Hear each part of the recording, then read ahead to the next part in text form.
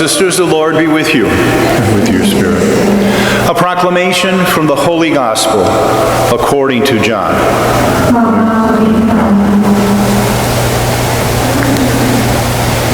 Jesus went across the Sea of Galilee.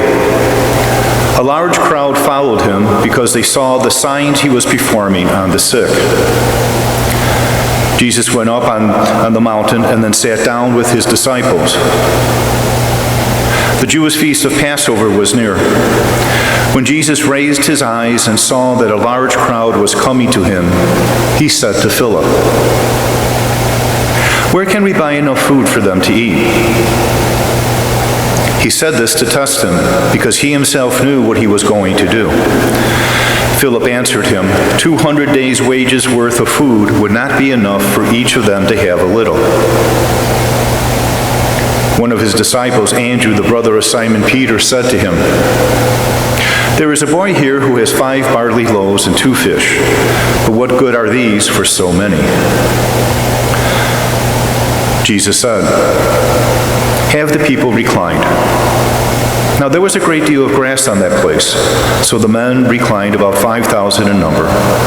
Then Jesus took the loaves, gave thanks, and distributed them to those who were reclining, and also as much fish as they wanted. When they had their fill, he said to his disciples, "Gather the fragments left over so that nothing will be wasted." So they collected them and filled the 12 wicker baskets with fragments from the 5 barley loaves that had been more than they could eat. When the people saw the sign he had done, they said, "This is truly the prophet, the one who is to come into the world." Since Jesus knew that they were going to come and carry him off to make him king, he withdrew again to the mountain alone. The Gospel of the Lord. Praise to you. Please be seated for just a minute.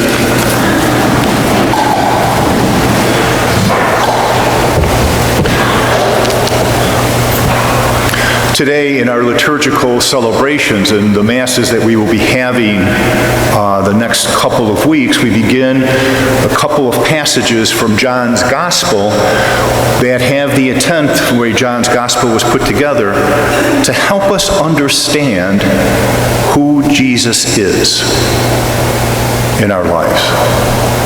And it's kind of interesting for me, in the middle of summer, when a lot of people are taking vacations and they may not be coming like you all do, they may not be coming to Eucharist, they may not be coming to church because they have different things to do, going out, visiting friends, and stuff that we would have in the summer in this cycle, that question of who is Jesus, as portrayed by John in his Gospel. And today, we have a crowd following Jesus because he cured some sick. So I'm sure in this crowd, they had a lot of sick people there, and they were hoping to once again have Jesus perform a miracle to cure their sick aunt or uncle or mom or dad, or cast out a devil maybe from their child who they think is possessed or who was possessed. And this crowd was following Jesus, and then he does something, I don't know if we caught it in the Gospel. He says to his disciples, they're hungry. They've been walking in the desert. They've been following me. They need something to eat. And the miracle that we have today is very famous, and I'm sure every mother or every dad or every family who has had less resources is probably remembering this Gospel and saying, I wish I could do what Jesus did and change this food to feed not 5 people but 15 or 20, and always have enough.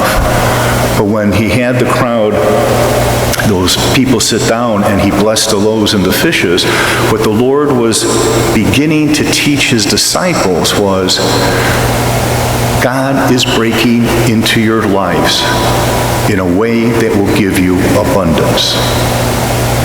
And what you have to do is that the young man did, the young boy that gave the 5 loaves and the 5 fishes, he offered that up, and then that miracle occurred, because I'm sure when they asked him to give the 5 loaves and fishes, he was thinking, well, at least I'll get something because it's my food. When we we share. And what the Lord was doing was asking that, for that boy from his little resources, let's say, from the little that he had, when we invite the Lord in to bless our lives and to bless the situation that we're in, more than often than not, we get an abundance in a way that we can never really understand or maybe not appreciate. Because the next thing that the people did when they saw that second sign after the healing and after now being fed, they all jumped to their scripture that said they're going to have a Messiah that is coming in to be the ruler, and they're all thinking, we're going to get rid of the Romans, we're going to have political power, we're going to be the nation again of greatness as it was in the Old Testament time, and we're going to have a king that's going to conquer everybody. And the Lord, knowing that, retreats to a mountain because he begins to teach them that no, this kingdom begins when we share the little we have, and it becomes an abundance because we trust that our God gives us all that we need. Now, I've been very privileged to work in Peru and with the Hispanic culture, and there's one thing they do at their weddings, and I'm not sure, and I'm Polish, and I should know the Polish traditions, and I don't, because for marriages, there is an interesting thing that the Latin community from Mexico does. They change after they exchange their promises in marriage, after they put on their rings to make their commitment to one another. They have a set of coins that are called arras, and it's money, and the prayer that is said is that the groom, the husband, takes the coins, passes them over to his wife, now that they're wed.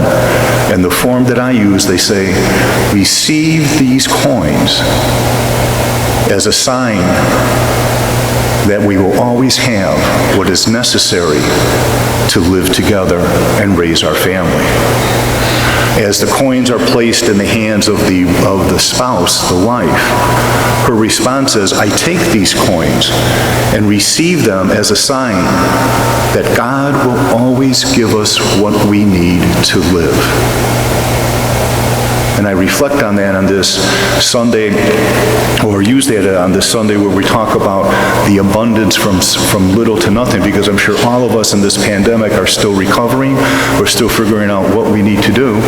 And maybe, just maybe, a reflection or what we need to ask our God is, Lord, from the little that I have, teach me to understand your abundance in my life.